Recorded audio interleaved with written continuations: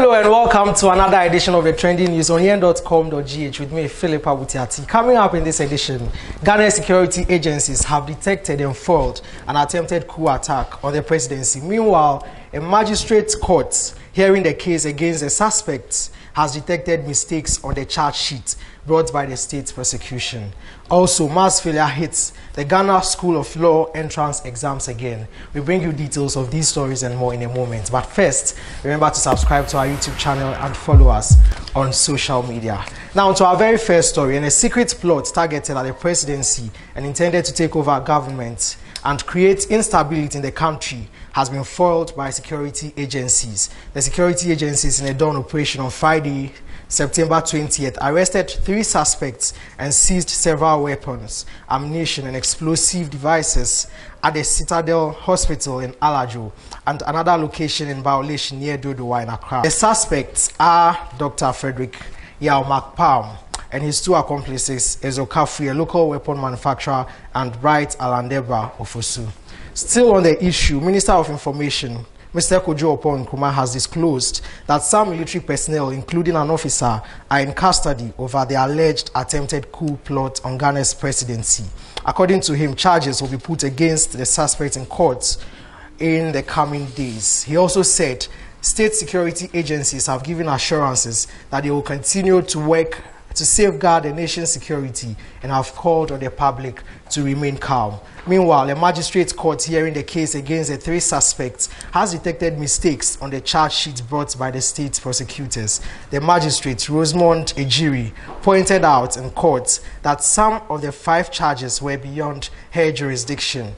Emerging from court, legal counsel for the suspect, Victor Adaudu, explained to reporters that the magistrate has directed state prosecutors to amend the charge sheet because she didn't have jurisdiction and did not want to go on. Rosemond Ejiri gave the state 2 weeks to make the corrections and adjourned the case to October 9, 2019. For comprehensive details regarding this developing story, please visit our website. It is YEN.com.gh. Away from the presidency, let's head to the Ashanti region because the National Democratic Congress, NDC, has been given a 3-day ultimatum to render a direct, clear, and unambiguous apology to Okyenhene, Osagyefo Amoatia Ofori Panin, and the Akyem Abuakwa Traditional Council. This follows a comment by the party's Ashanti Regional Secretary, Kwame Zhu, which was directed at the Okyenhene. YEN News understands that Zhu suggested that the king drank the same water with animals before John Mahama administration assumed office. Speaking to the media, the State Secretary of the Traditional Council, Daniel Mafo Ofori, said in addition to the apology, a ritual pacification to appease the Okyenhene must be performed. Failure to do this, he said, would lead to disciplinary sanctions against Kwame Zhu. The actions, per report, would include a ban of the NDC from all official functions under the auspices of the Ofori Panin stool. It would also include a declaration that the NDC is not welcome in all palaces of the over 940 towns, villages, and settlements in the Akyem Abuakwa Kingdom.